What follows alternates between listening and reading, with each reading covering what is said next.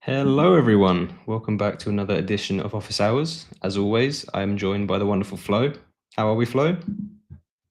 Doing good, thank you, Matthew. Hello, everyone.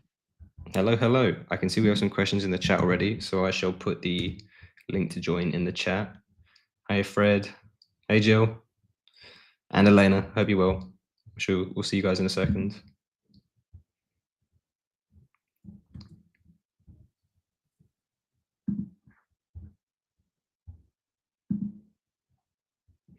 And we shall wait for someone to join us. And Elena's with us. And there is Jill. Hello. Hey, guys. Hi. Oh, yay. How are we? You good? So good.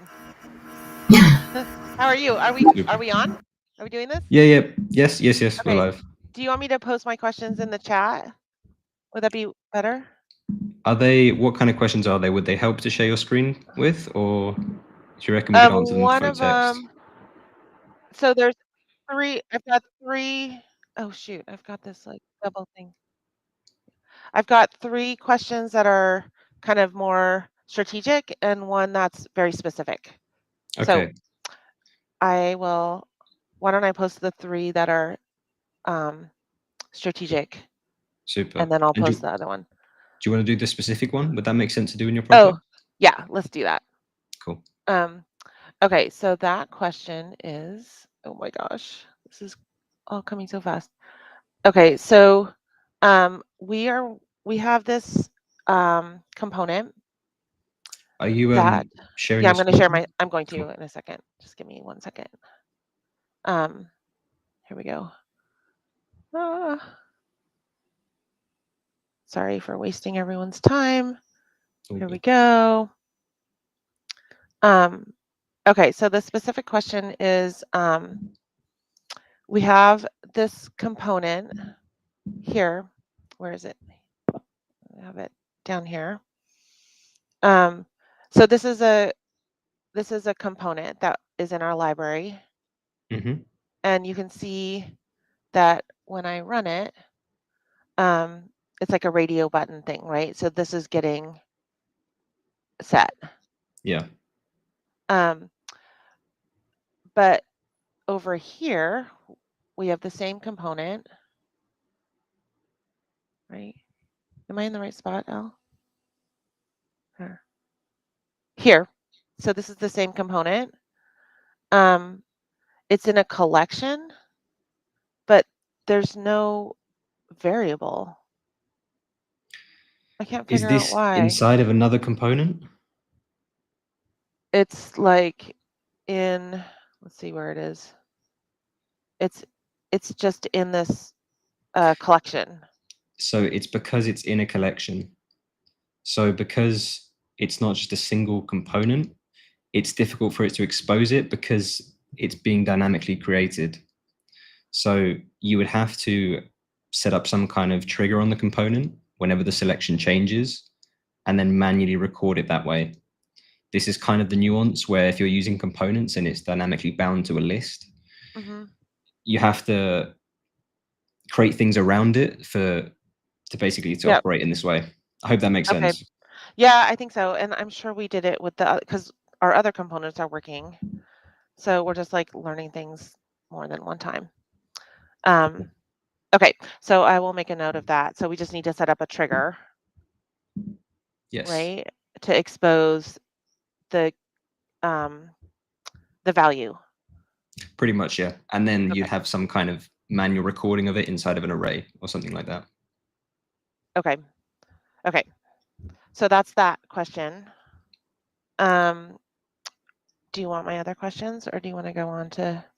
Do you think Fred? Let's put them in the chat, and then if it would help, doing a screen share, and we can jump back in, I think. Okay, so here's one. Is it better to pass variables into a collection or to set up multiple collections? I think, if you wouldn't mind, yes. Okay, so we'll jump to someone else, Jill, and then I think we can run through them in the chat, if that makes sense. Okay. Yep. Cool. Exactly. Right. And meanwhile, you can try to create the trigger, so we might have the time to check it out with you. It's a good idea. I'll try. Right, next up is Fred. Hello again, Fred. How are you doing? Hello. Good. How you doing? Can you hear me okay? Yeah, we've got you loud and clear. Okay. And I am sharing my screen, so you should be able to see it. My question is related to the new data grid element. So I have a sheet here that shows the box scores from a game. Somebody clicked in the game and they see which player scored how many points and so forth. But the grid is big. There's a whole bunch of columns on it.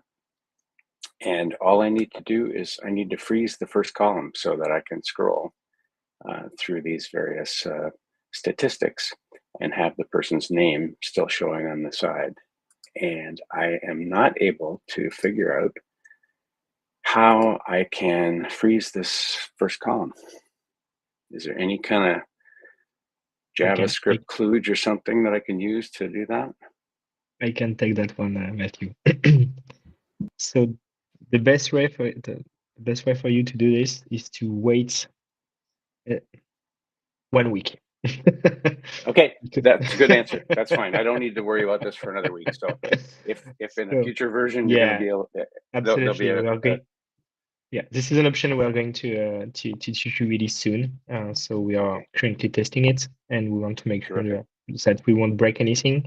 So you will be able to freeze any column. So the first one, of course, but also the other one, and you will even be able to choose to freeze on the left side or on the right side of your column. Okay, terrific. Thank you very much. You're very welcome. Super. Cheers, Fred. Right, next up, in order of who joined, was Batik. I hope I'm pronouncing that correctly. Hi, Batik. Hi, Matthew. Hi, Flo. It's nice to see you. This is my first time in WeWeb office hours, and I'd like to greet you. It's a pretty awesome service and constructor, I think. Thank you so much. How can we help? Okay, I'll share my screen. Let me. Okay, can you see it? Yes. Okay, so this is my test list with items. This is they are going from Xeno, and I want to implement this kind of animation for each new item, like this. So I want to highlight each new item that the user had in this list, and I've accomplished this by using this kind of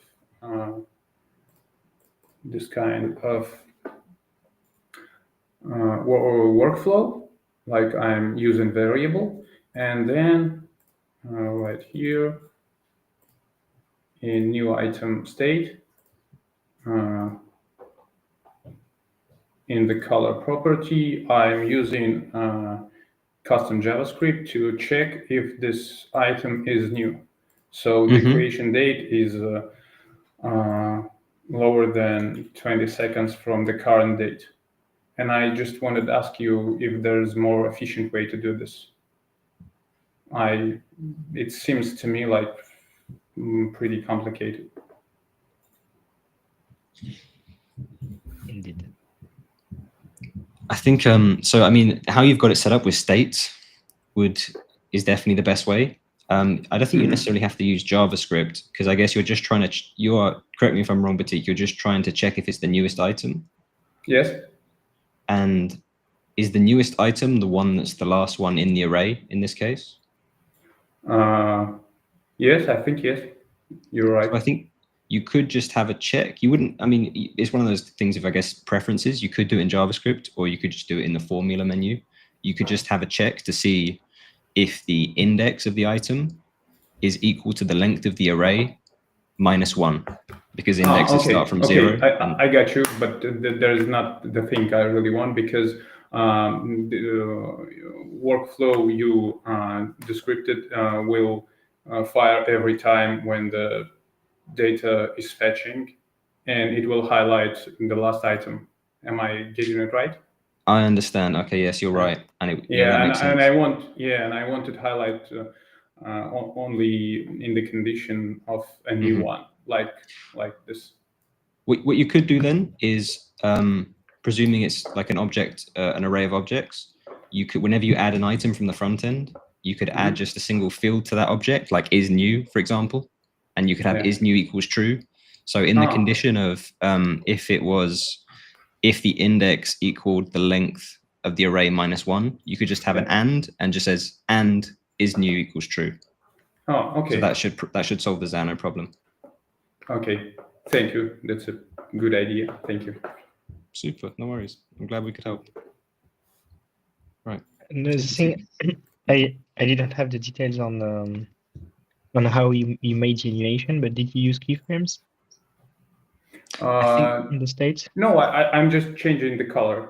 The color. You just say, okay. Yeah. So you might also, you can take a look to an Ask AI to create a keyframe for this, and it could be a nice way to also improve your animation when you trigger the states. Okay, I'll give it a go. Thank you. Cheers, Batik. Right, next is John. Hiya, John. Hey, what's going on, y'all? Good, how are you? Hi. Doing well. So, first question. I've been going really deep into what I'm calling hygiene. I've got 2 projects that use a lot of the same elements, and now I'm trying to basically promote them to a design library so that I have a single place for the same components. And I think I kind of got in over my head here. I'm having a lot of issues with having this component in the library, referencing it, and sort of having race conditions where things aren't loading, or they're loading out of order and stuff like that. So kind of just thinking off the top of my head. But let me go and share my screen here, and then we can go through things. Great. I don't think I've shared before on this laptop yet, so I might have to drop. No worries. All right, let's see. Window.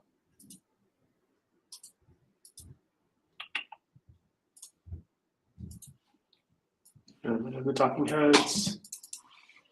Cool, I think we've got you. Yeah. So let's see if I can show a little bit of the architecture here. We'll open the dashboard. So as you can see, I've got these sort of 2 projects, advertiser and publisher. And so this is both sides of a marketplace. And I've got this library that I'm currently working on. So that, I mean, you can even see from these screens, like they use the same buttons and everything. And so right now what I've been working on is this time component. Now, some of the things I was running into issues with are what I'm attempting to do is these dates are all calculated and computed, and passed into this element. So if we look over here, we switch it into it. So somewhere on page load here is where I should be calculating it. So here's our date range options. I actually have a formula that is computing it. This is using pure JavaScript. So you can see this object where it's calculating all this.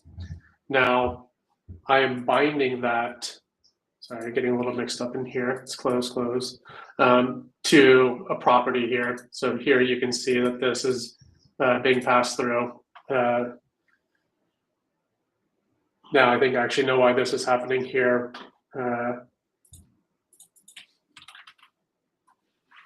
Range options. Yeah, let's go and delete that. Set the default to null. So I don't know if actually what I was just doing is necessary for the problem I'm really having, but it's in here. What I'm trying to figure out is the best way, or at least provide some direction, some guidance, some reading material where I can figure out how to basically emit stuff back to the UI. So you can see everything is behaving the way I want it to. Here, I've actually copied and pasted this calculation in here. And so, oh, that's right, let's go into it. So I've got 2 different triggers here. I guess at a top level, like are you able to kind of like inspect this and like tell me if I'm even doing this correctly? So the way I've got it is when you click an item, it emits a date range set, which should be passing information back to it. If I'm being honest, I feel like I'm just like in general over my head on what I'm doing here. Like I've read a lot and I feel like it hasn't quite clicked. So I'm wondering if like being able to see what I'm doing here. Yeah. So is there anything that stands out, or is there any sort of like reading material that you would recommend me go into more?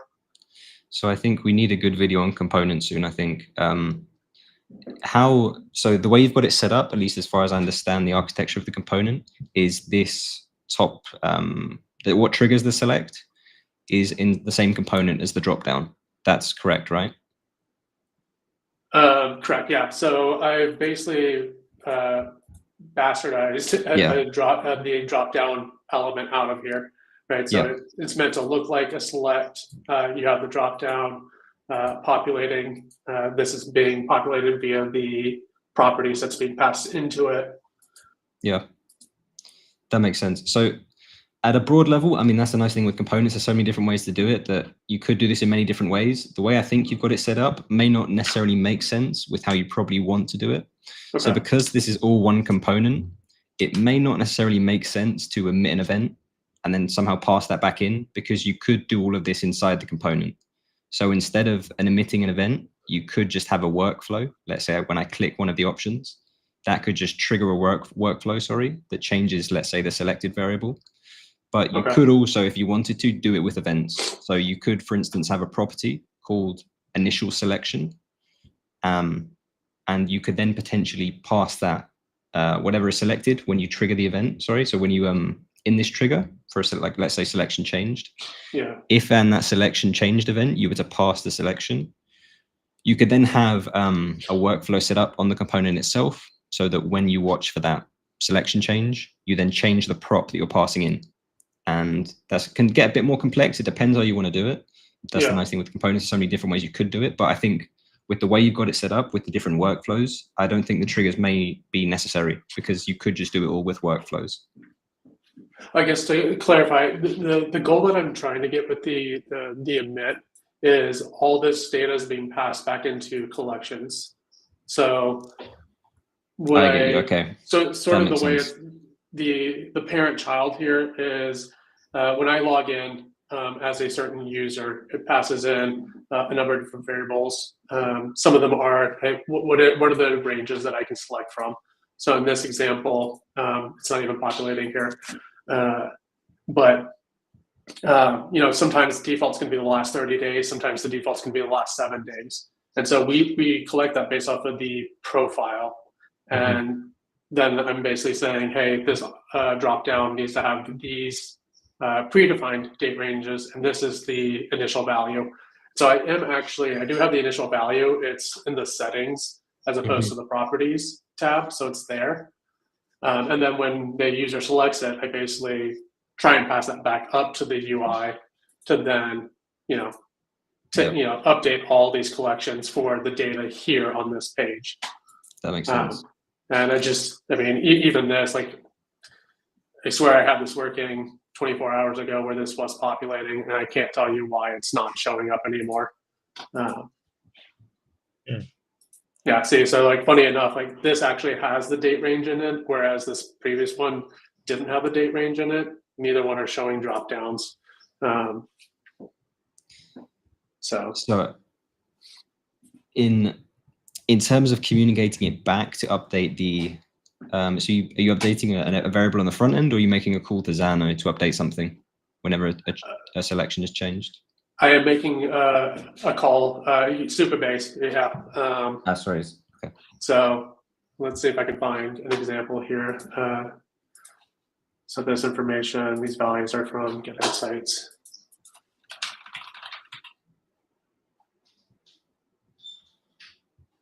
Top level stats.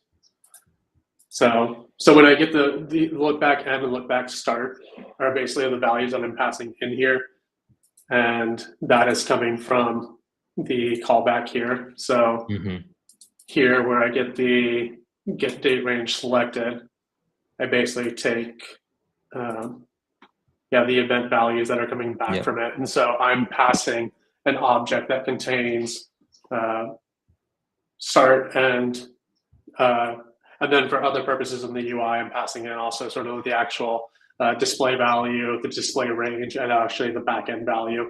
And that's why I'm basically taking these certain values. So the value here would have been something like last _7_days, and then the start date would basically be what is being pulled, what is the underlying data of start and end, and then here's where I'm refetching the page to reload from the back end. That makes sense. So it's tricky to say without knowing the ins and outs of the project, but I think the way you've got it set up probably makes sense, because you could, so the way you're doing the triggers makes sense. You could also do it inside of workflows again in the component itself. So in theory, if you wanted to, and again, I would only recommend doing it inside of the component if a lot of the logic was extremely similar. Because if it was extremely similar, you could just do it in a single workflow and you wouldn't have to duplicate what you're doing now with triggers on every single instance of the component.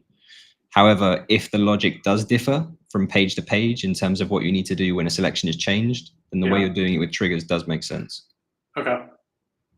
That's definitely insightful, because I mean, right now, what's sort of interesting is I have this duplicated on each page, and you can tell I've had to rename them individually: insights page, summary page, date, and then I'm attaching these to them, which is calling the unique instance of that component. They are all fetching separate collections, so each page has its own collections to refetch. That makes sense. What you could do then, I guess, if you're sending the exact same structure of data on every single page, but the only thing that changes is the collection you fetch, you could have it inside of a workflow on the component. But for that last action where you fetch the collection, you could have something like a multi-option split, where you just, what it's bound to is like the page name, or the page ID is probably better rather. Yeah. And then depending on the page ID, you fetch a certain collection. That might make sense. Yeah, so I kind of already have that, and I do wonder if I'm like take that first half, like the actual trigger, because you can see here like where I'm passing in, the name of the page and then fetching those. So I could probably take the part of the trigger and put it back into the component, and then bubble up to just this. Yeah, that might, yeah, that might make sense, just to make things a bit more streamlined with how you use it across pages, or if you need to change anything in the future. Okay. Cool. I've done a lot of talking, Flo. I don't know if you wanted to add anything in. I think we covered many things. Maybe something you could try out, especially next week, because we are going to re-improve it, but you can already try out, is sometimes to use AI to just create your specific component, core component. So you can ask for coded component. This is how we name it right now. And basically you would have it. So when you prompt this, you ask what you want as an input, and you can even attach the file like a screenshot to specify how you wish it to be displayed. And you can even ask for anything, basically props, triggers, component action, all those kind of things. Basically everything you find as a native web element, you can code it yourself with AI. Gotcha. So you can try to you can try this, like to take some time on a prompt, and not too much time. I mean, you can just set up component and then iterate on it, on this coded components. Like I want this property to style, I want this property on settings and init value, I want this trigger, I want this component action. And honestly, sometimes it's quicker and it's working really well because it's optimized. So you can try out now, and next week it could be even better, because we are really improving how this agent is working. But for these core elements, I think it really was to try to have a specific custom coded component for you. It's really like no-code components. It works just the same way, meaning like you can have any instance you want, and this coded component is at the workspace level. This is the only difference, not at the project level. But honestly, sometimes it really works like a trap. Gotcha. Yeah, I mean, she brought up the kind of the Copilot AI. One feature request I'd like to ask for is, I mean, just understanding how many tokens I'm using, because I apparently used mine like that and didn't know it, and now I can't do anything more. I actually pay for ChatGPT, so Okay. I've been using ChatGPT for a lot for the same sort of things, like screenshots. Here's what I'm trying to do. Mhm.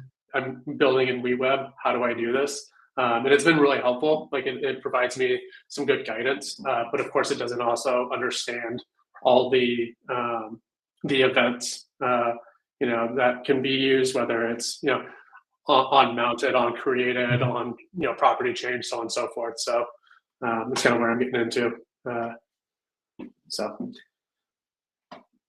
yeah. I'll pause there. I'll probably post Duly to the noted. community at some point and get some more feedback, get some good slay, but appreciate y'all at least kind of giving me a quick eye check on this. No worries. Thanks for jumping in. All right. Take care. Bye. Right. Bye. Thank you. Bye.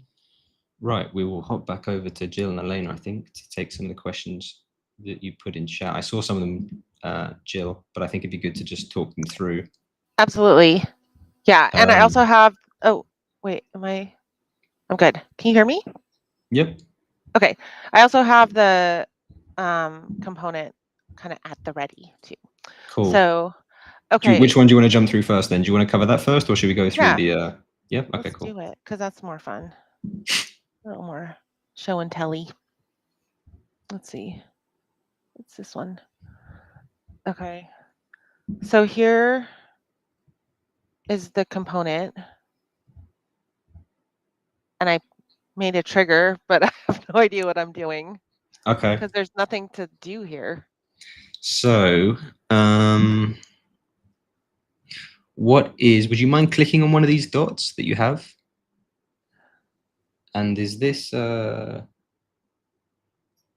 are you dynamically creating these? Because they are dynamically created, right? I think or is it just 5 hard-coded like elements that you have in? It's the, what is it? Okay, that makes sense. Yeah. Okay. Should we not do it this way?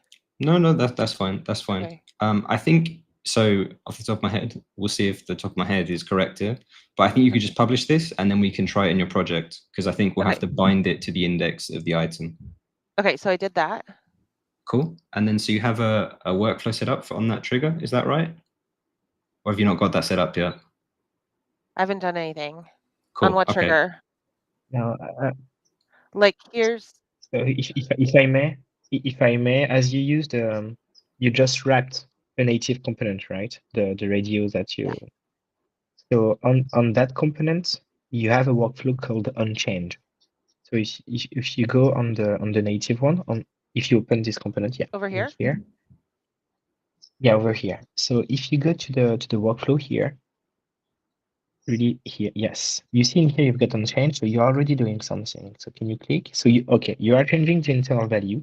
So this is perfect. And what you can do also is to trigger the event.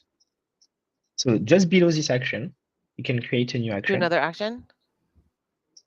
Yeah, absolutely. And search for trigger. That one? Yes, this one. Yeah, that one. And here you see you've got event name, and you should find the one you created. Yeah, this one. And then you just need to bind in here to the event. I think this is what you did for the change variable value above. This one. I guess. Not this one. So well, you could do this one, but let's do it properly. So could you go to the tab with the lightning icon? Yes, this one. Perfect. So in here you can open event and value. So this is the value that is emitted from the onChange trigger at the top. And what you are doing in here, so every time you've got a change on this radio input, you are triggering this workflow, and this workflow is updating your internal value. But as you are repeating this component into collection, into your list, absolutely, you cannot use the internal value because we cannot expose that value because it's dynamic in that list. But what you could use instead, and we are going to do that on the other project, is to use this trigger to find also unchanged on that one. So you will be able to get that value. Okay. So let's do it like this. That's perfect. So you can publish that. Then here it's trigger unchanged. Yeah, trigger. Something like that. Something Okay. like that. And then can we just check this one to make sure? Does that look right? Or should I do that If a different way? Did you have a reason for doing this? I think just because if nothing's Because selected, I wanted to return 0. But I guess it wouldn't be called if it's 0. But it's not possible because Okay. absolutely. This workflow is going to be called only if you select something. Okay. There. Like that. Like that. Okay. Absolutely. So you can publish this.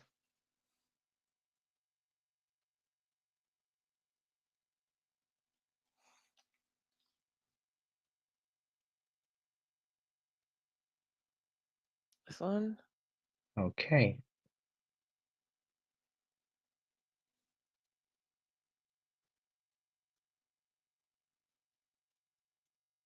Okay. So now if you select this one here, and you can create a new workflow here.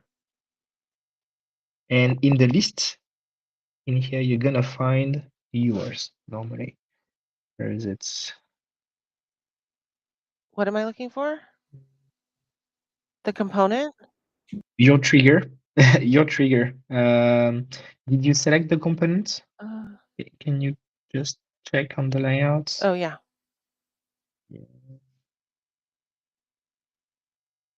And this is the one we just updated, right? I think so. Should we just make sure? I mean, there's no other one. Screening options. And this is screening options. Yeah. But I could, should I add it again just to make sure? I'm sure it is, but I don't think you believe me. No, I think it should be there. It's an odd one. The trigger? Yeah. Answer trigger? Mm. Is that what we're looking for? Yes, you should. Absolutely, you should find this one in the list. Okay. Can you refresh This the one. page Oh, just yeah. to be sure? Yes.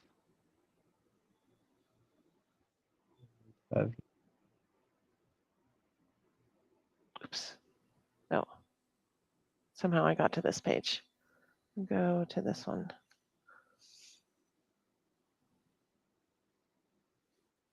Okay. Can we check again? Yeah, here. There it is. Yeah. So we had a reactivity. Okay. So here it is. So in here, then now what you can do is to update a variable to just save the answer. So let's do it. So can you create a new variable in data? Okay. No worries. So you can oh call my it gosh. answers. I have to go over here. In data. Yeah, absolutely. And then I'm going to call this answer ID, right? Answer. I think you are going to save all the answers in here. It's going to be much more easier for you. We can create answers or all answers. And then this is a array. Okay. And let's make it an object. Okay. Change. Yeah. Okay, you can keep it like this. So you can go back to the workflow. And then, in here, you can click add, change variable value.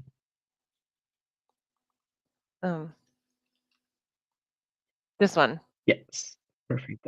Yes, this one. Okay, you can select the variable below.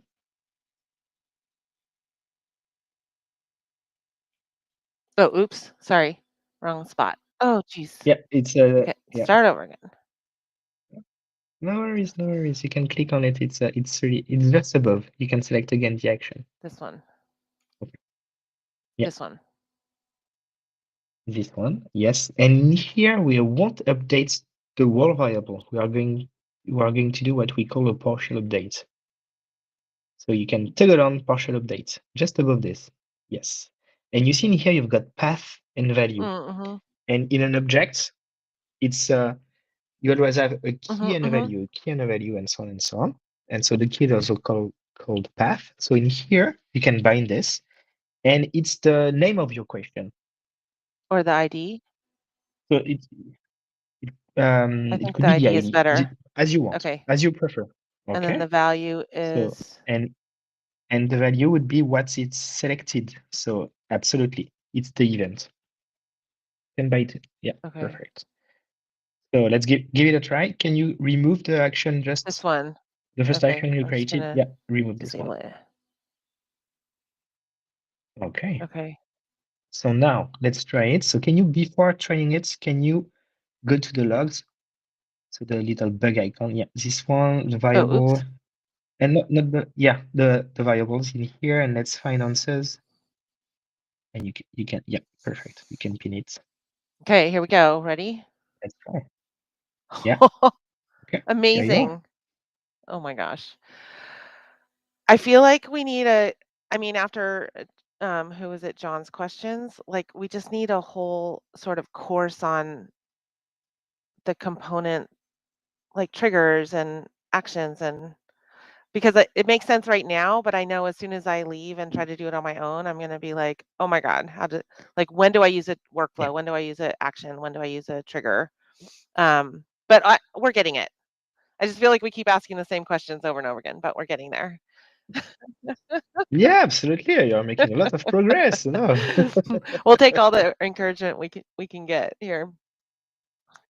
But it's not an easy thing managing data. It's the most complicated things when you do web applications. But when you manage this, when you master this, you can do anything Right. you want.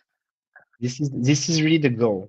Managing Yeah. data is really the the North Yeah. Star, or being a master of web Yeah. developing. And like John, we're trying to do it in a way that's smart so that it's easier to maintain, and we can use the same components across projects and stuff like that. So I can see the end result is going to be awesome, but whew, it's fun getting there. But should we ask my questions that are a little more strategic? I think, Jill, if you don't mind, Oh yeah, no, that's no problem. Pratik had one more question, and then I think after that, it doesn't seem like there's any more, so we can jump straight back to you. Yep, perfect. Cool. Right. See you in a bit. Hello again, Pratik. Hello again. Thank you. I'll be very quick. Okay. Just let me show you. Okay. Can you see my screen?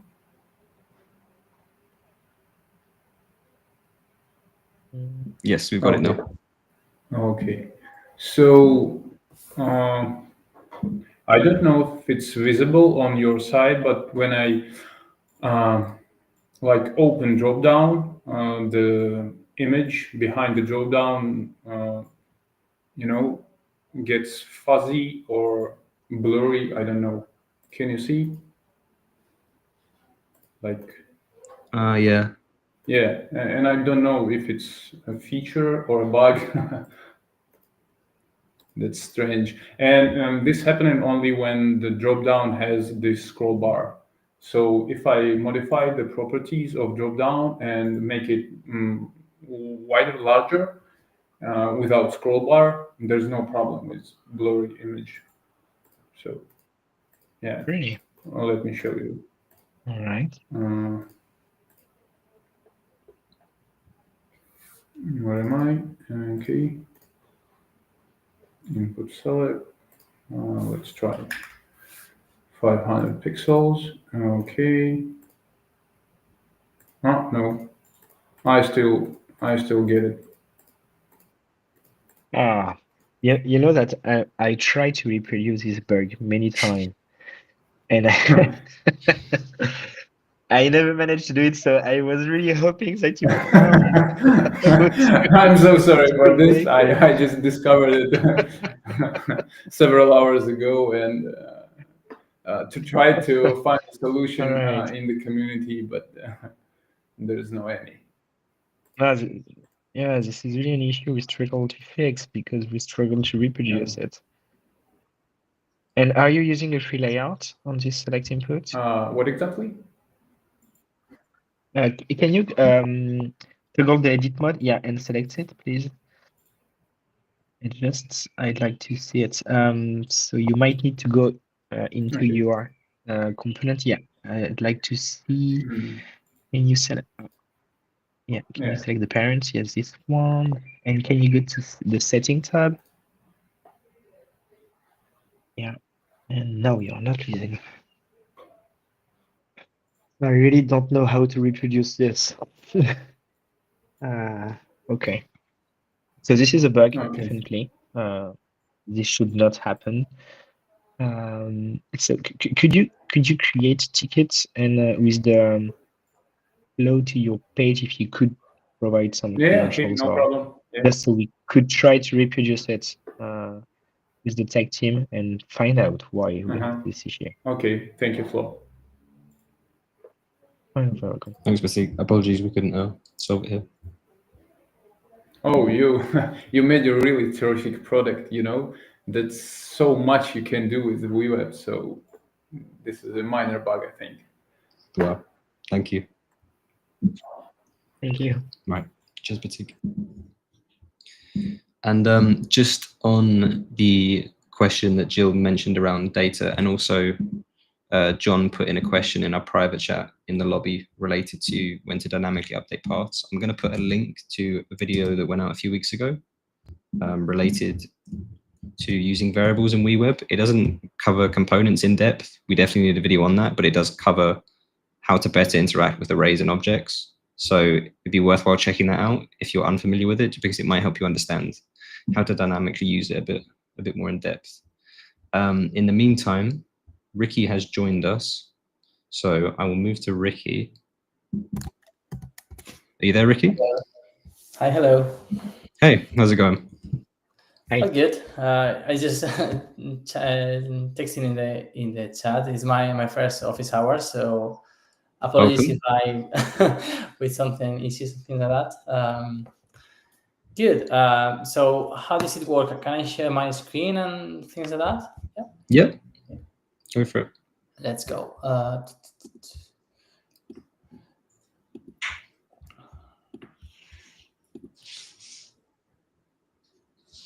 Let me know when you see my. Yeah, there we go. Yes. Good. So this is my my website. I'm in the essential plan. Okay. And what I'm trying to do is to put a little component related to 1 second. I'm sorry. Here to trigger some action. Where are you from? Paris? Flo's from Paris and I'm from London. Okay. I'm not sure if it will work. Okay, so it's about a car route. Oh, it works. Okay. So what I want to do, this is a custom component totally by my B0. Okay, so I have no idea how it works, but I just asked to create. The thing is that, for example, I asked to the B0 to create the total distance you see here, data, and I would like to get this data like an output or something like I can take from to take as another variable. Okay. When I try to do so, let me show that to you. In the map wrapper in here, this is the component I build. Okay, and I somehow ask the WeWeb IA to put in here to insert. However, now I would like to change the code or try to modify it, but I have no idea how to do it. I tried to do something like development, okay, but looks like if I go, I think this is the 1 second. Sorry, let me double. No, yeah. So this is. I don't know which kind of how I can see what's component is B1 version 1. Okay, this is the one active. So I can answer you. So right now you need to use AI like this to update it. You cannot check the code, but next week you will be able to see the code, edit it. So I think you can see the code Yeah. right now, if I remember correctly. If you go to the add panel, yeah, you need to click add at the top. Yeah, it's a bit hidden. If you click add the add button really in the top bar, Sorry. blue button. This one. Yes, this one. Yeah, absolutely. And yeah. if you go in here, and you can click these three I dots. think it is this one. Yeah. And and you can open code editor. Yeah. So for now it's read only. You cannot edit it, but next week you will be able to edit the code, to create a new version, to compare versions, and to, of course, do it also with AI. So please wait a week. Wait for it, and it's for the next release. That's cool. That's all I want. I was trying to say to the AI, like, please modify this file, but looks like very tricky for it. So I will be patient. No worries. Okay, perfect. That sounds great. Good, perfect. Yep, I think that was my question. One little one I share in the community. I'm on Mac and I try to use the shortcut because it's very useful for preview and edit. I know the shortcut is like Command Shift P, but it doesn't do anything. Not sure if you have any tip for that in Chrome. To toggle it? Sorry, a second. I'm trying to do this shortcut. This one, preview edit mode, but it looks like it doesn't work for me. We might change in Mac this. from Chrome. That's weird. I just tried on my side and it's working. Command Match P, yeah, this should work. Like it's not on your side. Shift is the one for capital letters, right? The one below. Yeah, it depends. You've got two buttons. So the Shift is the arrow. Pointing up. I will try it with another that's weird. You might have maybe a plugin or an extension that prevents you from doing it. I don't know. When I use the command A, it works to move to the edit, but not for the other one. And do you have a specific keyboard in Espanol maybe or something, so I could try to reproduce your issue?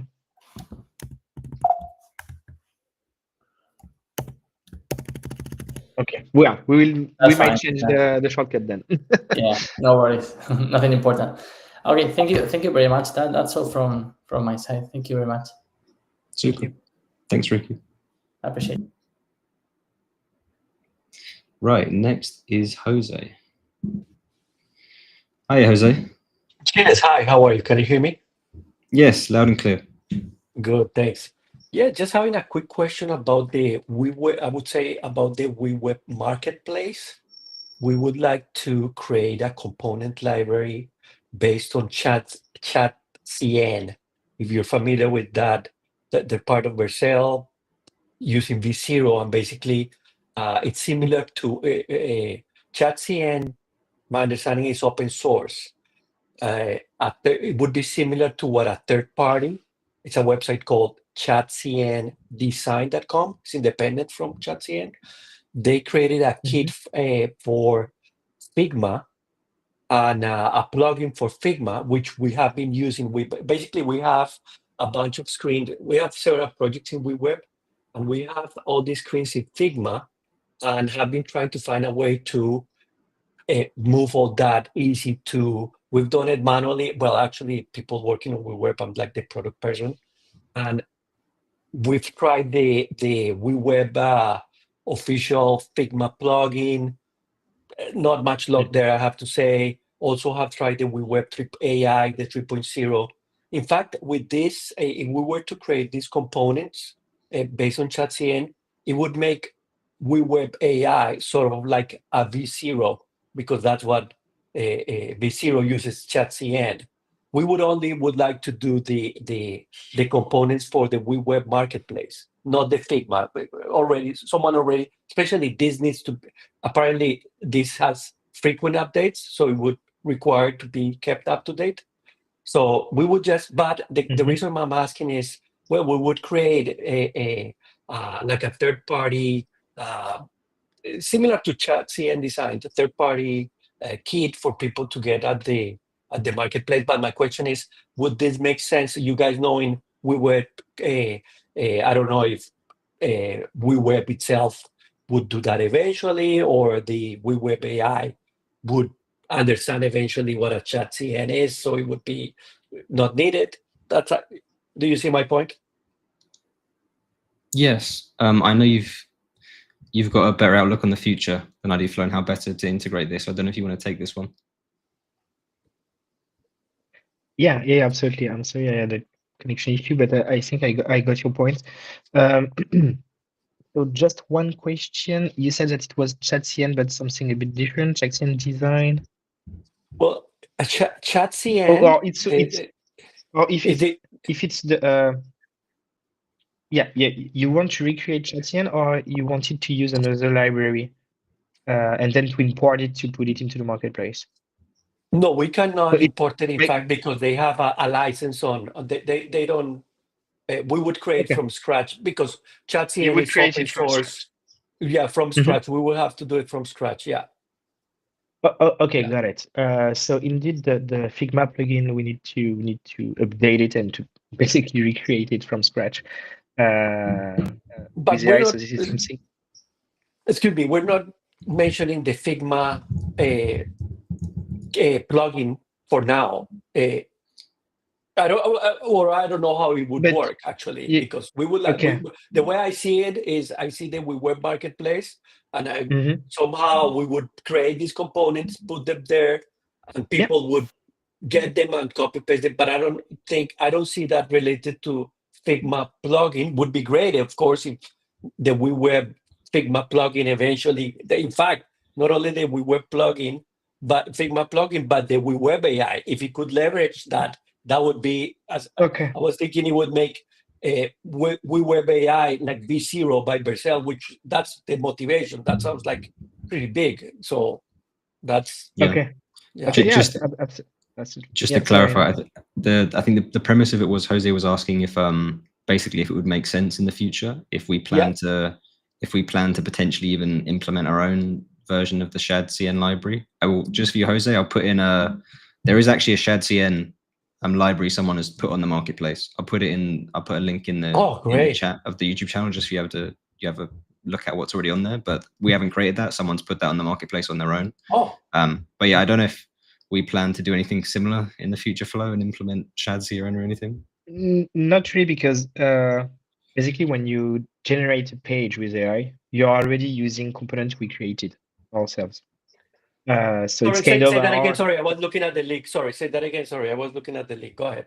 That link, by the way, is very small. I just saw it.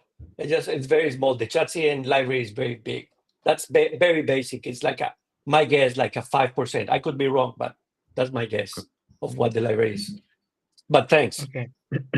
Yeah, go ahead, please. I interrupted. Yeah. So we won't create new libraries, because basically we already have one. So what you have when you click the add panel, this is kind of our ChatCN, and this is what AI is using right now. So so we are working on some opinionated component, because this is what it is kind of, and we are going to provide more and more into that list. So AI is using that already. So and next week, with the new release, you will be able to fork those components also.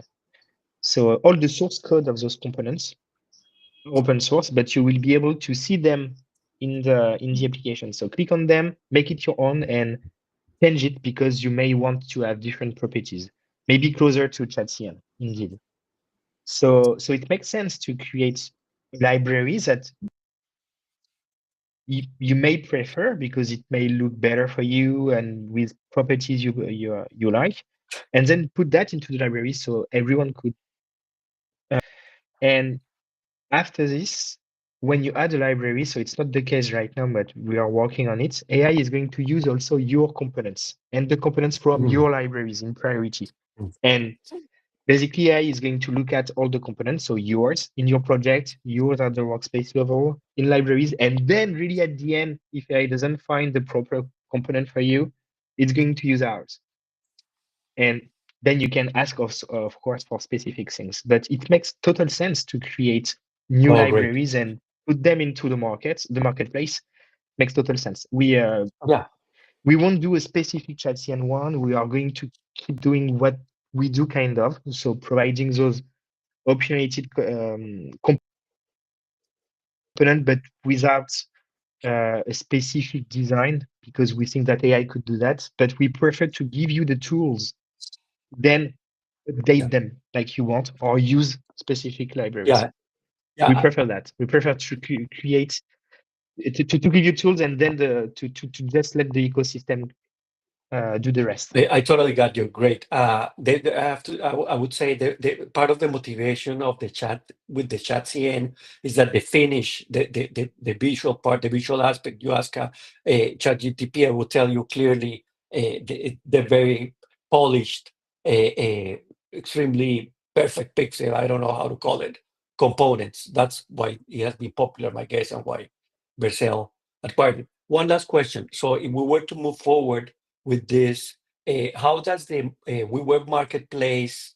Is there like a link, a help guide? How would we maintain these components? Because it would need to be updated. Is there like some sort of reference guide on how to become familiar with the marketplace? That's a good question. I don't think we actually have documentation on it, unfortunately. Yeah, that's a good point. Basically, you need to manage your library. It's like when you are using a library in your workspace for your project, it's exactly the same. That you are just basically publishing your library also in the marketplace. So when you make an update, you can go to the marketplace and re-update, make a new application to create a new version of your library. And when you do that, then users will have an update on their project, but it won't be updated immediately. They will have a choice to go to the next version. So you won't break the project of users. This is the good point. So you create a version, basically you apply your new version to the marketplace, then anybody can use it, who can pay for it if you wish to make it not to give it for free. And then when you do a new version of your library, you create a new application for this new version, and everybody will have access to this new version. Got you. So basically, we would create a separate WeWeb project and publish the libraries there and keep it maintained. Yeah. Okay. Yes, absolutely. The good practice is this: to create a dedicated project for this. And the nice thing with this dedicated project is that you can publish it and put in documentation, the link. So anyone could go to that project and test, the components and so on, like ChatCN documentation. So this project would be the ChatCN documentation, and then you would put that into the marketplace. Gotcha. And the changes, the log, where would we put that? You're saying? In the marketplace application, when you apply your project. You will have a section to keep track of the different versions. Yes. Yeah. Okay. Good. Absolutely. Well, hopefully we'll see. We're definitely into WeWeb and trying to advance this. We'll see. It takes effort and time and cost, but hopefully sounds interesting. Hopefully, really appreciate the info. I've put a link in chat, Jose, for you. We need more documentation on it, but we do have kind of a single page of documentation that's an intro to the marketplace. But on that same section of the documentation, there's also something about libraries. So as Flo mentioned, whenever you upload something to the marketplace, you do it via library. It works in the same way as if you were sharing libraries between projects. So I say that for context because you might be able to take some knowledge from the actual part of the documentation, even though it doesn't explicitly say about how it works in terms of the marketplace, but hopefully you have a bit more context now. No, that's a good reference. Great. Appreciate it. No worries at all. Glad we could help. All right. Thanks. But don't hesitate to reach out. I'll if be you have any back here. questions. Take care. Hopefully. Sounds great. Thank you. Super. Right. And that is us time. Thank you ever so much, everyone, for joining. It was busy as always today. We will be here same time next week on a Tuesday, and we look forward to seeing you again next time.